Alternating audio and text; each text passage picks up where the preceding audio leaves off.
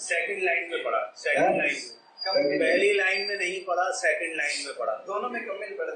اچھا، اب سمجھ میں پیچھے سے آواز مبلغ کی آ رہی تھی کیونکہ لڑکے نئے کمل مقاصد یا رب مصطفیٰ کمل مقاصد، اے رب سیدنا محمد مصطفیٰ کے توسل سے ہمارے مقاصد کو مکمل کر دے، اور بلغ مقاصد کا مطلب ہے ہمارے مقاصد کو پہنچا دے، تو مقصود تو یہ ہمارے مقاصد کو مکمل فرما دے۔ چلیے، کل میں نے امام بخاری کا مفصل تذکرہ ذکر کرنے کا شرف حاصل کیا تھا، اور ان کے لیے دعا بھی کی، اپنے لیے اور قارئین کی بھی دعا کی، اور 1.5 گھنٹے کا درس تھا۔ تو آپ میں سے جو لوگ حاضر تھے تو انہوں نے تو بتا سن دیا، جو غیر حاضر تھے۔ آج میں صحیح البخاری کا تعارف آپ حضرات کی خدمت میں پیش کر رہا ہوں۔ حضرت مفتی شمیم احمد خان صاحب، مولانا حافظ جمشید ہاشمی صاحب، مولانا شفیق الرحمان، مولانا نذیر احمد شانی اور دیگر ہمارے تمام احباب سامعین، صحیح البخاری عام طور پر مشہور ہے، بعض صحیح بخاری کہتے ہیں، صحیح البخاری میں نے بتایا تھا آپ کو، اس کا پورا نام ہے الجامع الصحیح المسند المختصر من امور رسول اللہ صلی اللہ علیہ وسلم۔ اور جامع کا مطلب بتایا تھا کہ جس کتاب میں 8 عنوان، 13 تفسیر، آداب، عقائد، فقہ، احکام، اخلاق، اور میں نے ہر ایک کی تفصیل کر دی تھی۔ یہ جامع الصحیح، جس حدیث کتاب میں صرف احادیث صحیح لانے کا انتظام کیا گیا،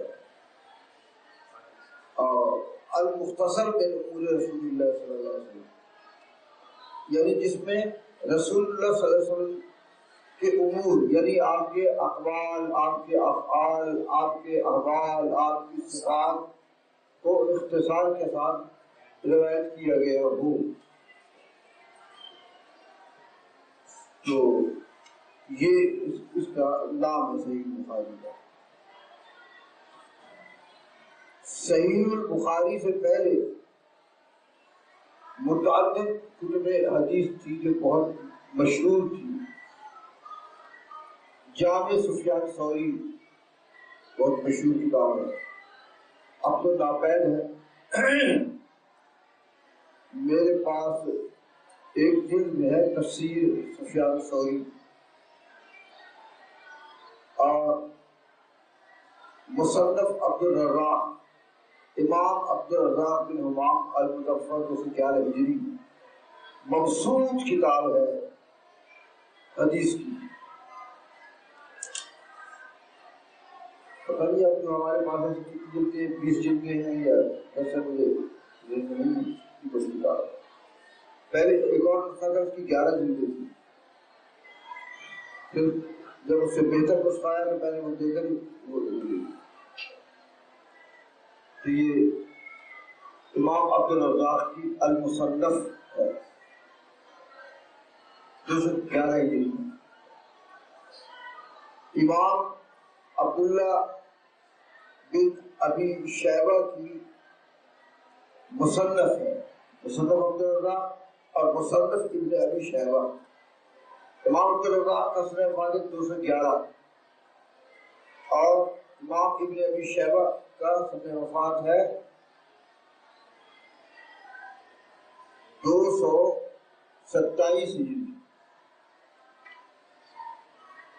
اس کے ہمارے پاس کئی نسخے ہیں، 3-4 نسخے ہیں۔ ایک ہے جس میں علامہ ابن عبامہ کی تخریج اور ان کا حاشیہ ہے،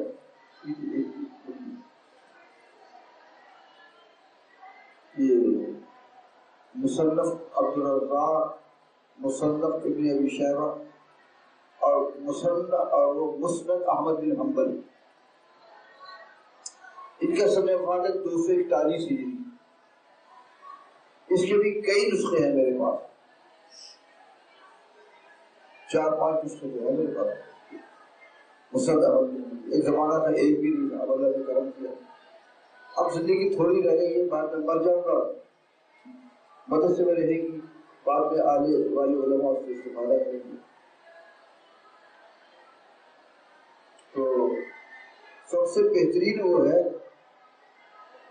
جو مؤثر رسالہ بیروت کی چھاپی ہوئی ہے، اس کی 50 جلدیں ہیں، اس کے علاوہ اور بھی ہیں۔ ان کے علاوہ امام ابو حنیفہ 150 ہجری میں فوت ہوئے، ان کی تھی مسند ابو حنیفہ۔ ان کے علاوہ موطا امام مالک تھی، مسند امام شافعی، یہ سب کتابیں پہلے لکھی ہوئی تھی۔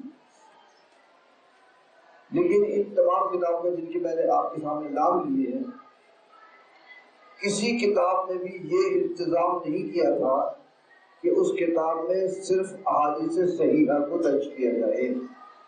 احادیث صحیحہ بھی ہوتی تھی، غیر صحیحہ بھی ہوتی تھی، حسن لذاتہ، حسن لغیرہ، ضعیف، حتیٰ کہ بعض کتابوں میں موضوع تک روایات ہوتی تھی۔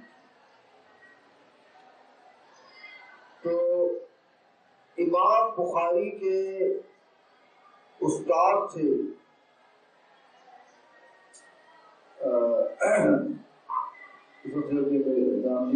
کسی پاس ہے تصویر موضوع سے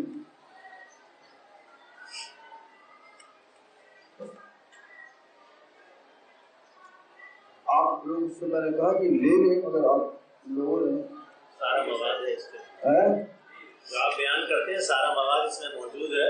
یہ پہلے سے پڑھ کر آئے تو سوال جواب میں آسانی ہوگی اور زیادہ سمجھنے میں آتا ہے۔ تو یہ جو ہے میں نے کئی مرتبہ عرض کیا کہ آپ میری کتابیں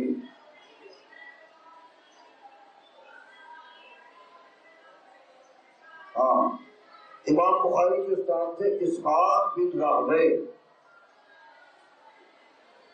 یہ حنفی تھے۔ تو انہوں نے امام بخاری سے یہ کہا کہ میری خواہش ہے کہ حدیث کا کوئی ایسا مجموعہ مرتب کیا جائے جس میں صرف احادیث صحیحہ ہوں، یہ جتنی کتابیں میں نے آپ کے سامنے نام دیے ہیں ان میں سب قسم کی احادیث ہیں. تو امام بخاری کے دل میں اپنے استاد کی خواہش کو پورا کرنے کا ارادہ ہوا کہ میں یہ کام انجام دوں، ایسی حدیث کتاب لکھوں کہ جس میں صرف احادیث صحیح ہیں. ایک تو یہ وجہ ہے صحیح بخاری اس کو. دوسری وجہ یہ ہے کہ امام بخاری نے خواب دیکھا کہ وہ رسول اللہ صلی اللہ علیہ وسلم کے پنکھے جل رہے اور مکھیاں اڑا رہے. اب مکھی تو آپ کے جسم پر بیٹھتی نہیں. آپ سوچیں کہ مکھی جو بیٹھتی ہے تو اس کی جو ٹانگ بال کی طرح باریک ہوتی ہے، اس میں گندگی بھی ہوگی تو کتنی سی ہوگی. تو اللہ تعالیٰ نے یہ بھی نہیں چاہا کہ مکھی کے ٹانگیں جو بال کے برابر ہے اور اس میں جو گندگی ہوگی وہ اس سے بھی کہیں کم ہوگی، اتنی گندگی بھی آپ کے جسم کے ساتھ مت ہو جائے. اب جب ام المومنین عائشہ صدیقہ رضی اللہ تعالی عنہا پر منافقین نے تہمت لگائی، صفوان بن معطل ایک صحابی تھے ان کے ساتھ، وہ قصہ بہت طویل ہے، میں بیان کروں گا تو اسی میں سارا وقت گزر جائے گا. تو رسول اللہ صلی اللہ علیہ وسلم نے صحابہ کرام سے مشورہ کیا کہ اب یہ میری اہلیہ پر یہ تہمت لگائی گئی ہے، اور آپ نے فرمایا تو ایک سبب تو یہ تھا کہ امام بخاری کے استاد تھے اسحاق بن راہوے، انہیں راہویہ بھی کہتے ہیں، راہوے بھی کہتے ہیں.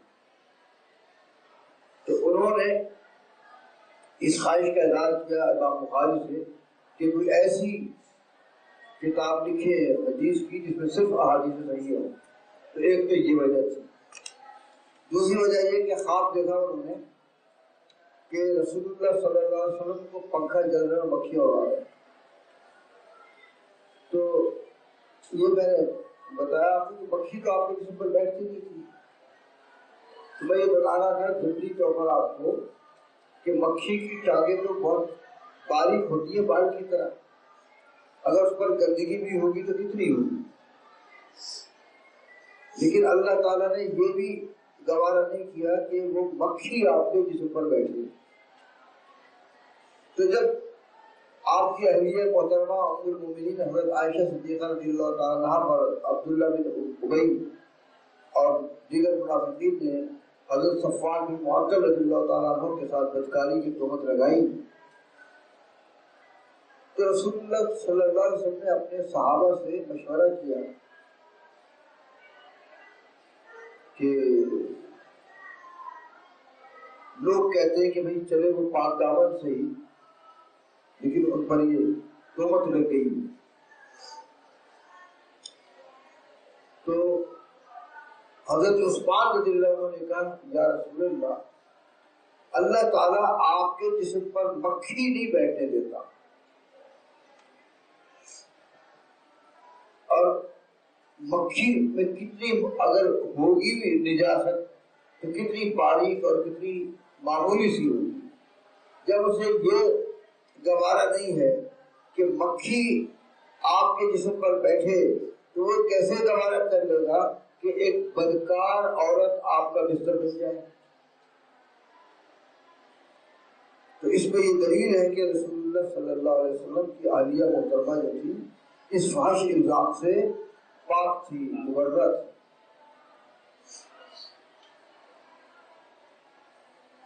تو یہ بتلا رہا تھا کہ انہوں نے سوچا امام بخاری نے کہ یہ میں نے خواب عجیب و غریب دیکھا ہے تو حضور کے جسم سے مکھیاں اڑا رہا ہوں. تو اس وقت تعبیر رویا کے سب سے بڑے امام تھے محمد بن سیرین اس زمانے میں. ان سے اس خواب کی تعبیر پوچھی کہ میں نے خواب دیکھا ہے کہ میں رسول اللہ صلی اللہ علیہ وسلم کے جس میں اثر سے بخشیوں کو آ رہا ہے۔ انہوں نے کہا اس کی تعبیر یہ ہے کہ رسول اللہ صلی اللہ علیہ وسلم کی طرف جو جھوٹی احادیث بنتی ہیں، تم رسول اللہ صلی اللہ علیہ وسلم کو سے ان کو دور کرو، جھوٹ کو آپ سے دور کرو۔ تو یہ دوسرا سبب ہوا، محرک ہوا، باعث ہوا کہ امام بخاری نے اس کی صحیح بخاری کی بات آپ کو بھی میں دیکھ رہا نیا۔ تیسرا سبب یہ ہے کہ امام بخاری نے جو یہ کتاب لکھی ہے الجامع الصحیح المسند المختصر لحدیث رسول اللہ صلی اللہ علیہ وسلم، اس سے ان کا مقصد صرف احادیث کو جمع کرنا نہیں ہے، اس سے ان کا مقصد تھا کہ مختلف فقہی مسائل میں اپنے مختار کو احادیث سے ثابت کرنا، کیونکہ اس زمانے میں امام ابو حنیفہ بھی تھے، امام شافعی بھی تھے، امام مالک بھی تھے، امام احمد بن حنبل بھی تھے، اور سلفی بھی تھے جن کو غیر مقلد کہا جاتا ہے۔ سب کے اپنے اپنے نظریات تھے، امام بخاری کا بھی اپنے ایک نظریہ تھا۔ تو امام بخاری نے چاہا کہ جو ان کا نظریہ ہے، جو ان کا مختار ہے، جو ان کا فقہی مذہب ہے، اس کو احادیث کے ساتھ ثابت کرے۔ تو اب یہ تین سبب ہو گئے اس صحیح بخاری کو جمع کرنے کے۔ ایک سبب اپنے استاد کی خواہش کا احترام تھا، اور دوسرا سبب کہ خواب جو دیکھا تھا انہوں نے، اور تیسرا سبب یہ تھا کہ وہ ایسا مجموعہ احادیث مرتب کرے کہ جس میں ایسی احادیث لائیں کہ جس سے ان کے نظریے کی اور ان کے مختار کی تعین ہو جائے گا۔ تو یہ تین سبب ہیں کہ امام بخاری نے اس الجامع الصحیح المسند کو لکھا۔ اچھا، امام بخاری کے 16 سال میں یہ مجموعہ احادیث مرتب کیا، 16 سال کے، اور اس مجموعہ احادیث میں 5374 احادیث ہیں، 5374 احادیث ہیں اس مجموعہ احادیث میں، جن میں مقررات بھی ہیں، اور مقررات کے حذف کرنے کے بعد جو ان احادیث کی تعداد رہ جاتی ہے اس کو بتانا چاہ رہا ہوں آپ کو۔ اس میں لکھا ہوا ہے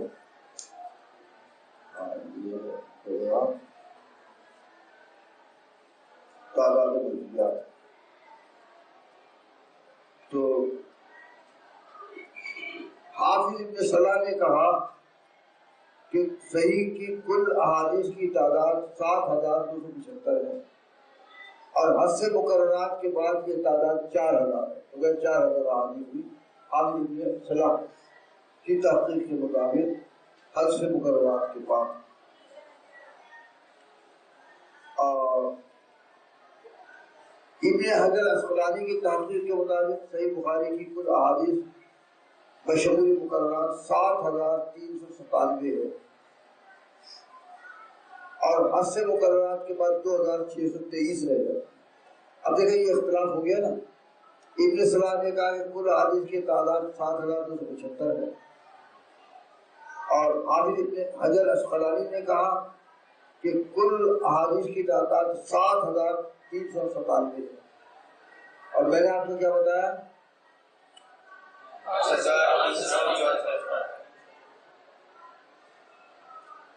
نہیں، 7563 7563 ہے تو 5073 حضرت ابو ہریرہ کی مرویات ہیں۔ تو اب کیا ہوا؟ حافظ ابن صلاح کہتے ہیں کل تعداد 7275 ہے، حافظ ابن حجر اسقلانی کہتے ہیں 7397 ہے، میں نے بتایا 7563 ہے۔ وجہ یہ ہے کہ یہ حافظ ابن صلاح اور حافظ ابن حجر اسقلانی کے زمانے میں احادیث پر نمبرنگ نہیں کی گئی تھی، اب تو کمپیوٹر سے ہر حدیث پر نمبرنگ کر دی گئی ہے۔ تو اب تحقیق یہ ہے کہ کل احادیث کی تعداد جو صحیح بخاری کی ہے وہ 7563 ہے، اور مقررات کے حذف کے بعد حافظ ابن حجر اسقلانی کی تحقیق کے مطابق 2623 ہے، ابن سبا کے نزدیک 4000 ہے۔ بہرحال یہ تو مسلم ہے کہ اب جدید نمبرنگ کے بعد اس کی تعداد 7563 ہے، اور حذف مقررات کے بعد پھر اختلاف سمجھ آئے گی بات۔ حافظ ابن حجر اسقلانی بڑے محقق ہیں، ان کے نزدیک 2623 احادیث مقررات کے بعد۔ اب یہ سمجھانا چاہتا ہوں آپ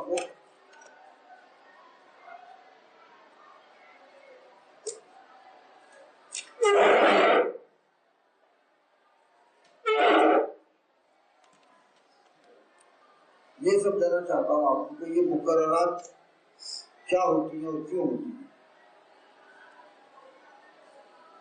تو ایک ہی حدیث کو امام بخاری متعدد ابواب کے تحت روایت کرتے ہیں۔ اچھا کیوں کرتے ہیں تو بتانا چاہتا ہوں۔ مثلا ایک حدیث ہے، حضرت عبداللہ ابن عباس رضی اللہ عنہ بیان کرتے ہیں کہ ایک رات میں نبی صلی اللہ علیہ وسلم کے گھر سویا، آپ باری باری مختلف ازواج کو شرف دیتے تھے، وہ رات حضرت میمونہ رضی اللہ تعالی عنہ کی تھی، اس رات آپ ان کے گھر میں تھے۔ یہ کم عمر تھے جب سرکار دو عالم صلی اللہ علیہ وسلم کا وصال ہوا، تو ان کی عمر 13 سال تھی، عبداللہ کے پاس اس وقت 8-9 سال کی تھی۔ تو کہتے میں رات کو وہاں سویا، حضور جو ہے میمونہ کے ساتھ اس طرح لمبائی میں سو گئے، اور میں اس طرح سائڈ میں چوڑائی میں سو گیا، اور میں جاگتا رہا یہ دیکھنے کے لیے کہ رسول اللہ صلی اللہ علیہ وسلم کے رات کے معمولات کیا ہیں، آپ کے معمولات دیکھنے کے لیے میں جاگتا رہا۔ بتاتے ہیں کہ رسول اللہ صلی اللہ علیہ وسلم اٹھے، اور آپ نے اٹھنے کے بعد قرآن مجید کی سارے سورہ آل عمران کی رکوع کی آخری آیات آپ نے پڑھی، پھر اس کے بعد آپ اٹھ کر گئے باتھ روم میں وضو کرنے کے لیے۔ حضرت عبداللہ کے پاس کہتے ہیں کہ میں بھی گیا، اور میں نے، اب تو لوٹا ہوتا ہے نا، اس زمانے میں چمڑے کا چھوٹا مشکیزہ ہوتا ہے، وہ چمڑے کا چھوٹا مشکیزہ اس میں پانی بھر کر گیا کہ رسول اللہ صلی اللہ علیہ وسلم سے استنجا کر رہے ہیں، آپ وضو کر رہے ہیں آپ کی خدمت کے لیے، میں نے آپ کی وضو کرایا۔ وضو کرانے کے بعد رسول اللہ صلی اللہ علیہ وسلم تہجد پڑھنے کے لیے مصلی پر کھڑے ہوئے، میں بھی آپ کے پیچھے کھڑا ہو گیا۔ میں کھڑا ہوا تو جب ایک آدمی امام ہو اور مقتدی ایک ہو، تو مقتدی کو امام کے کس طرف کھڑا ہونا چاہیے؟ دائیں طرف یا بائیں طرف؟ دائیں طرف ہونا چاہیے۔ تو حضرت عبداللہ ابن عباس بائیں طرف کھڑے، آپ کے پیچھے بائیں طرف کھڑے ہوئے، تو رسول اللہ صلی اللہ علیہ وسلم نے ان کو کان سے پکڑ کر اپنے آگے سے لا کر پیچھے کیا، دائیں طرف لا کر کھڑا کیا۔ اب حضور ان کو یوں لاتے تھے، وہ نہیں آتے تھے، پیچھے ہٹ جاتے تھے، بار بار ایسا ہوا، حضور اس طرح لاتے تھے، وہ پیچھے ہٹ جاتے تھے۔ بعد میں حضور نے پوچھا کہ کیا وجہ ہے کہ میں تمہیں اس طرح لاتا تھا اور تم پیچھے ہٹ جاتے تھے؟ حضرت عبداللہ بن عباس نے جواب دیا، کیا امتی کے لیے جائز ہے کہ نبی سے آگے ہو جائے؟ تو اس لیے پیچھے ہٹ جاتے تھے۔ تو رسول اللہ صلی اللہ علیہ وسلم اس جواب سے خوش ہوئے اور آپ نے فرمایا، اے اللہ، عبداللہ بن عباس کو علم فقہ اور علم کتاب عطا فرمایا۔ تو یہ ادب تھا کہ رسول اللہ صلی اللہ علیہ وسلم آپ خود لا رہے ہیں اپنے علم کو، پیچھے ہٹ جاتے تھے۔ اس سے یہ بھی معلوم ہوا، اب یہ جو حضرت عبداللہ بن عباس آپ کے آگے نہیں ہوتے تھے، پیچھے آ جاتے تھے، تو کیا کر رہے تھے؟ رسول اللہ صلی اللہ علیہ وسلم کا ادب کر رہے تھے۔ تو آپ نے سنا ہوگا کہ اسماعیل دہلوی نے صراط مستقیم میں یہ لکھا ہے کہ نماز میں غیر اللہ کا تصور نہ کیا جائے۔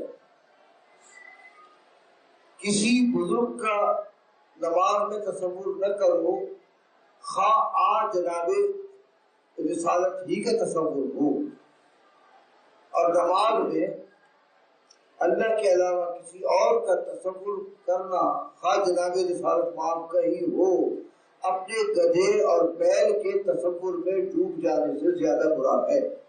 یہ صراط مستقیم لکھا ہے، میرے پاس ہے، اصل کتاب تو فارسی میں وہ بھی ہے میرے پاس، اور اس کا جو ترجمہ غیر مخلصی نے کیا وہ بھی میرے پاس، دونوں اسی طرح لکھا ہوا ہے۔ اب خود اسماعیل دہلوی نے کو یہ خیال ہوا کہ لوگ کہیں گے کہ تم نے کہا حضور کا نماز میں تصور کرنا اپنے گدھے اور بیل کے تصور میں بھی ڈوب جانے سے زیادہ برا ہے۔ تو اس کی توجیہ کرتے ہوئے اسماعیل دہلوی نے لکھا کہ گدھے اور بیل کا جب نماز میں تصور آئے گا تعظیم کے ساتھ نہیں آئے گا، اور رسول اللہ صلی اللہ علیہ وسلم کا جب تصور آئے گا تو تعظیم کے ساتھ آئے گا، اور نماز میں غیر اللہ کی تعظیم کی جائے تو شرک ہو جاتا ہے۔ سمجھ میں آ گئی بات آپ کو؟ یہ ہو گیا۔ تو میں کہتا ہوں، تم تو کہتے ہو کہ نماز میں رسول اللہ صلی اللہ علیہ وسلم کا تعظیم کے ساتھ تصور کرنا یہ شرک ہے، تو عبداللہ ابن عباس کو کیا کہو گے؟ تصور تو دور کی بات ہے، وہ تو بالفعل تعظیم کر رہے تھے، حضور انہیں آگے لاتے تھے تو وہ پیچھے ہٹ جاتا۔ تم تو کہتے ہو کہ نماز میں رسول اللہ صلی اللہ علیہ وسلم کی تعظیم کے ساتھ تصور کرنا شرک ہے، تو جنہوں نے تعظیم بالفعل تعظیم کی، حضور آگے لا رہے ہیں، وہ پیچھے ہٹ جاتے۔ تو کیا عبداللہ ابن عباس کو کیا کہو گے؟ مشرک ہو گئے؟ تو رسول اللہ صلی اللہ علیہ وسلم کو اس شرک پر برقرار رکھنا، رسول اللہ صلی اللہ علیہ وسلم کیا مطلب ہوگا؟ خیر، یہ تو جبری بات آپ نے بتائی تاکہ آپ کو معلوم ہو جائے۔ تو یہ حدیث ہے۔ پھر رسول اللہ صلی اللہ علیہ وسلم نے نماز پڑھی، آپ نے 12 رکعت نماز پڑھی، پھر اس کے بعد آپ نے 3 رکعت وتر پڑھے، پھر آپ سو گئے، کیونکہ رسول اللہ صلی اللہ علیہ وسلم رات کے 3 حصے کرتے تھے۔ اول نصف جو ہوتا تھا پہلا، اس میں آپ آرام فرماتے تھے، سوتے تھے، پھر بعد کا جو تہائی حصہ ہوتا تھا اس میں آپ عبادت کرتے تھے، پھر جو چھٹا حصہ رہ جاتا اس میں پھر آرام کرتے۔ مطلب آپ یہ سمجھ لیں کہ رات اگر فرض کیجیے 12 گھنٹے کی ہے تو نصف کیا ہوا؟ 6 گھنٹے، تو 6 گھنٹے آپ آرام فرماتے۔ پھر اس کے بعد ایک تہائی حصے میں پھر اٹھ کر عبادت کرتے، جیسے عبداللہ ابن عباس نے بیان کیا. تو 12 کا ایک تہائی کیا ہوا؟ 1/3. کیا ہوا؟ 4. تو پھر 4 گھنٹے جو تھے وہ آپ پھر تہجد پڑھتے. اب اس کے بعد ہے چھٹا حصہ. تو 12 کا چھٹا حصہ کیا ہے؟ 2. تو پھر 2 گھنٹے آپ آرام فرماتے. پہلے آدھی رات تک آرام فرمایا، پھر اس کے بعد ایک تہائی حصہ جو ہم نے سمجھانے کے لیے کہ مثلا 12 گھنٹے کی رات ہے تو پھر آپ نے 4 گھنٹے عبادت کی. پھر اس کے بعد چھٹا حصہ یعنی 2 گھنٹے وہ آپ نے آرام کیا. وہ ایک صاحب نے مجھے اسلام آباد سے فون کیا تو انہوں نے حدیث میں پڑھا حضور صلی اللہ علیہ وسلم نصف شب آرام کرتے تھے، پھر تہائی حصہ عبادت کرتے تھے، پھر چھٹے حصہ جو تھے پھر آرام کرتے تھے. مجھے سمجھ نہیں آئی یہ کیسے ہوگا. یہ ایک اور صاحب حدیث پڑھاتے تھے، انہوں نے بھی مجھ سے پوچھا تو میں نے انہیں بتایا کہ یہ جس طرح آپ کو سمجھایا ہے میں خیر دوہرا. تو یہ عبداللہ ابن عباس نے بیان کیا کہ پھر آپ چھٹا حصہ آرام فرماتے. پھر آرام فرمانے کے بعد جب حضرت بلال اذان دیتے تو پھر حضور اٹھتے اور بغیر وضو کیے ہوئے پھر حضور پہلے 2 سنتیں پڑھتے اور پھر اس کے بعد بہت جلدی پڑھتے 2 سنتیں. پھر آپ مسجد میں جا کر امامت فرماتے، وضو نہیں کرتے تھے، سو کے اٹھتے. یہ ہے مکمل حدیث. اب اس حدیث کو امام بخاری نے 16 جگہ اس کتاب میں بیان کیا. ایک جگہ تو انہوں نے یہ عنوان باندھا کہ کسی محدث کے احوال دیکھنے کے لیے کسی شاگرد کا رات کو جاگنا، ان کے گھر میں رات گزارنا، یہ عنوان باندھا. پھر یہ بھی ذکر کرتے. پھر انہوں نے ایک جگہ یہ عنوان قائم کیا کہ جب مقتدی ایک ہو، امام بھی ایک ہو، مقتدی ایک ہو، تو امام کو مقتدی کی نماز پڑھانے کی نیت کرنے کی ضرورت نہیں ہے، کیونکہ رسول اللہ صلی اللہ علیہ وسلم نے نماز شروع کر دی تھی. حضرت نے بات آیا پیچھے ہاتھ ڈال کر کھڑے ہوئے تو پھر یہ ذکر کرتے. پھر ایک جگہ یہ عنوان قائم کیا کہ اگر نماز میں مقتدی کوئی غلط کام کرے تو نماز میں ہی امام اس کی اصلاح کرتے، جیسے کہ حضور ان کو بائیں طرف سے دائیں طرف لائے تھے. پھر ایک جگہ یہ عنوان قائم کیا کہ عمل قلیل نماز کو فاسد نہیں کرتی. نماز میں تھوڑا عمل کیا جائے اس سے نماز فاسد نہیں ہوتی، کیونکہ رسول اللہ صلی اللہ علیہ وسلم نے نماز میں آپ عبداللہ ابن عباس کو بائیں طرف سے دائیں طرف لائے. یہ عنوان پھر اس حدیث کو لگا. پھر ایک جگہ یہ عنوان قائم کیا کہ کسی غلط کام کی اصلاح کرنا، نماز میں ہی اگر غلط کام کی اصلاح کرنی ہو تو نماز بھی کرتے، جیسے حضور نے اصلاح فرمائی. پھر ایک جگہ یہ عنوان قائم کیا کہ طالب علم کا استاد کو وضو کرانا، کیونکہ عبداللہ ابن عباس نے وضو کرایا تھا، پھر اس حدیث کو ذکر کر دیا. پھر انہوں نے یہ عنوان قائم کیا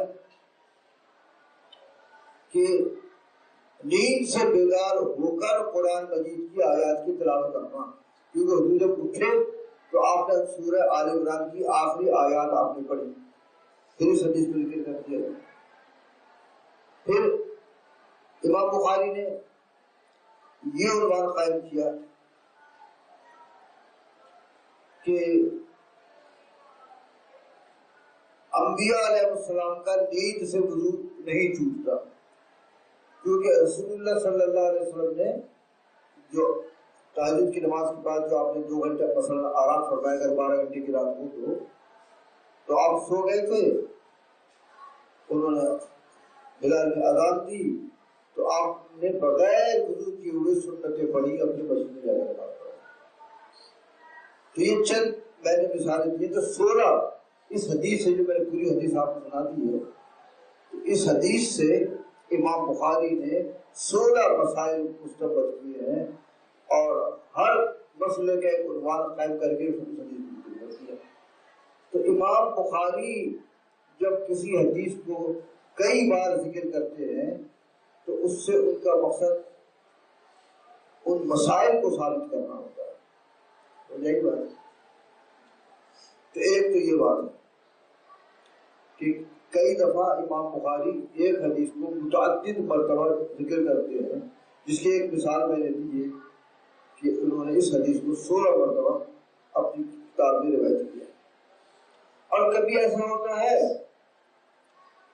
کہ امام بخاری حدیث کا عنوان تو قائم کرتے ہیں، باب تو باندھتے ہیں، لیکن اس باب کے تحت حدیث کا ذکر نہیں کرتے، کبھی ایسا بھی کرتے ہیں۔ اور اس کی مثال نکالتا ہوں، یہ اپنی کتاب کا صفحہ 16 نکال لیں۔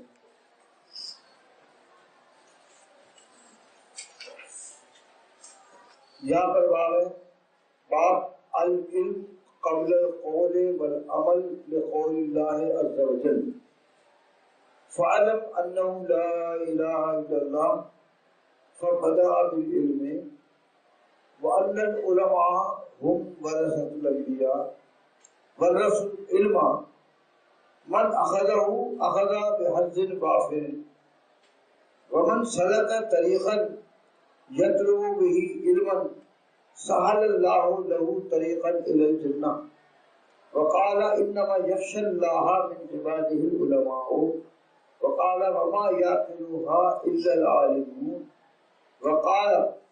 وقالوا لو كنا نسمع ونعقل ما كنا في أصحاب السعير وقال هل يستوي الذين يعلمون والذين لا يعلمون وقال النبي صلى الله عليه وسلم من يرد الله به خيرا يفقهه في الدين وإنما العلم بالتعلم وقال أبو ذر لو وضعتم السمسامة على هذه وأشار إلى قفاه ثم ظننت أني أنشد كلمة سمعتها من النبي صلى الله عليه وسلم قبل أن تجيزوا علي لأنفذتها وقال النبي صلى الله عليه وسلم ليبلغ الشاهد الغائب وقال ابن عباس كونوا ربانيين حكماء علماء فقهاء ويقال الرباني الذي يربي الناس بصغار العلم قبل كباره۔ یہ پوری حدیث میں نے آپ کو پڑھ سنائی، اس بات پہ یہ بات تو قائم کیا امام بخاری نے، لیکن اس میں حدیث نے ذکر کی امام بخاری۔ حدیث سے کیا مراد ہے؟ جیسے یہاں ہے نا یہ پہلے جو آپ کے ساتھ 2 پر ہے کہ باپ کا عنوان قائم کیا، پھر حدیث بیان کی، حدثنا الحمیدی قال حدثنا سفیان قال حدثنا یحیی بن سعید الانصاری قال اخبرني محمد بن ابراہیم التیمی انه سمع القطوة بن وقاص الليثي يقول سمعت عمر بن الخطاب رضی اللہ عنہ۔ تو سند کے ساتھ، تو امام بخاری کا مقصود ہے سند کے ساتھ احادیث کو ذکر کرنا، اور جو سند کے ساتھ حدیث مذکور ہے اسے کہتے ہیں مسند، انہوں نے نا نام رکھا ہے نا الجامع الصحیح المسند، اس مسند کا یہ مطلب ہے کہ اس سند کے ساتھ حدیث ہے الجامع الصحیح المسند۔ تو مسند کا یہ مطلب ہے کہ وہ حدیث کی انہوں نے سند بیان کی اور سند کے ساتھ حدیث کو روایت کی۔ اور جو بغیر سند کے حدیث کو ذکر کریں، جیسے اسی باب میں آپ نے پڑھا، اس میں کئی حدیث ذکر کی ہے نا، قال النبی صلی اللہ علیہ وسلم من یرد اللہ به خیرا یفقهه فی الدین، یہ حدیث تو ہے لیکن اس کی سرد نے ذکر کی. اسی طرح ہے ان العلماء ہم وراثۃ الانبیاء، یہ بھی حدیث ہے مگر سرد ذکر نہیں کی. اسی طرح ہے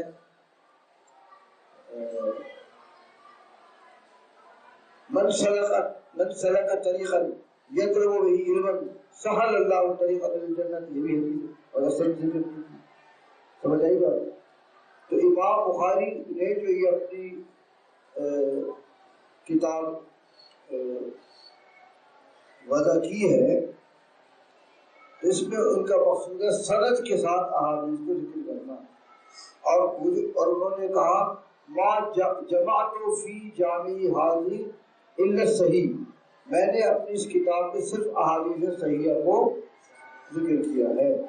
تو اس سے مراد ان کی وہ احادیث ہے جن کو انہوں نے سند کے ساتھ ذکر کیا ہے، جو مسند ہے. اور جو ویسے احادیث ذکر کیے جیسے ابھی اس بات میں کئی حدیث آپ نے پڑھی ہے نا، تو وہ امام بخاری کا ان کے موضوع سے، ان کے مقصود سے خارج ہے. ان میں انہوں نے صحت کا انتظام نہیں کیا. ان احادیث میں صحیح بھی ہوتی ہیں، صحیح ذاتی، صحیح غیری، حسن، حتیٰ کہ ضعیف احادیث ان کو کہتے ہیں تعلیقات. جن احادیث کو امام بخاری بغیر سند کے ذکر کرتے ہیں، جیسے اس بات میں آپ نے کئی حدیث دیکھ لی، انہیں کہتے ہیں تعلیقات. اور ان میں ہر قسم کی احادیث ہوتی ہے، صحیح بھی ہوتی ہے، حسن بھی ہوتی ہے، ضعیف بھی ہوتی ہے، حتیٰ کہ شدید ضعیف حدیث بھی ہے صحیح بخاری میں. اور وہ کون سی حدیث ہے؟ وہ ہے کہ امام بخاری نے یہ حدیث روایت کی. روایت نہیں کہنے کو چاہیے، روایت تو تب کہتے ہیں جب پوری سند ذکر کرے.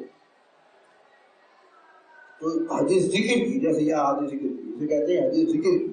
جیسے انہوں نے یہ حدیث ذکر کی میں یرید اللہ بہ خیر یفقہہ فی الدین، اور من سلک طریقا یطلب به علما سهل اللہ طریقا للجنہ، سند بھی ذکر کی نا. اسے کہتے ہیں امام بخاری نے یہ احادیث ذکر کی. روایت جب کہیں گے جب یہ اس طرح پوری سند ذکر کی. سمجھ آ گئی بات؟ تو یہ بتا رہا تھا آپ کو کہ کبھی تو ایسا ہوتا ہے کہ امام بخاری ایک حدیث کو متعدد مرتبہ ذکر کرتے ہیں، اور کبھی ایسا ہوتا ہے کہ امام بخاری باب کا عنوان قائم کرتے ہیں اور اس میں حدیث ذکر نہیں کرتے. حدیث ذکر نہیں کرتے یہ سند کے ساتھ. ویسے اس میں حدیث ذکر ہے مگر سند کے ساتھ ذکر نہیں. سمجھ آئی بات؟ تو یہ خصوصیات ہیں. کچھ اور خصوصیات بھی میں تھک کے سب کچھ کہہ دیا. صبح آج میں نے ناشتے میں کچھ لیا ہی نہیں تھا، صرف چائے، مجرد چائے. تو سب کچھ کیا میرا اب بس کر رہا ہوں. تو یہ سب اپنے آپ اس کو ذہن میں بٹھا لیں، یاد رکھیں، اور آپ لوگوں پر اثر تو ہوتا نہیں ہے. کئی دفعہ کہا ہے کہ کتاب خرید لیا آپ اس کو پڑھیں. یہ اتنا حضرت بیان کر رہے ہیں کہ قصبۃ المحدثین میں ایک چیز کا ذکر ہے. علماء صاحب کا جو پہلا بیان ہے شروع میں جب آپ شروع کرو گے نا تو آپ کو ایک دم لگے گا کہ رپیٹ ہو رہا ہے آپ کے ساتھ. اس میں ہر چیز لکھی ہوئی بھی ہے، آپ نوٹ کرتے ہو، بار بار پڑھو، اس میں سب چیزیں موجود ہیں. اور یہ زندگی بھر کے لیے ہے، آج کے لیے نہیں ہے صرف. یہ تمام جب تک آپ آگے تو آپ کو شاید سمجھنا ہے تذکرۃ المحدثین. سمجھائی بات؟ تو میں تو یہ سمجھا دیتا ہوں نا. سمجھائی بات؟ کچھ کہنا چاہ رہا ہوں. اچھا، پڑھنے کے بعد سوال کرنے میں آسانی ہے، ہمیشہ یاد ہے. پہلی جلد میں بھی ہے سوال کرنے میں آسانی ہے.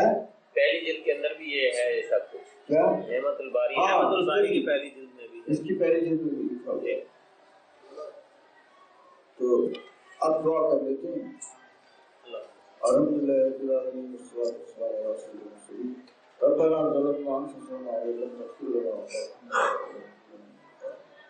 اللهم انفعنا بما علمتنا وعلمنا ما ينفعنا الحمدللہ رب العالمین ونعوذ بك من عذاب النار. اللهم اجعلنا من النار اللهم آتنا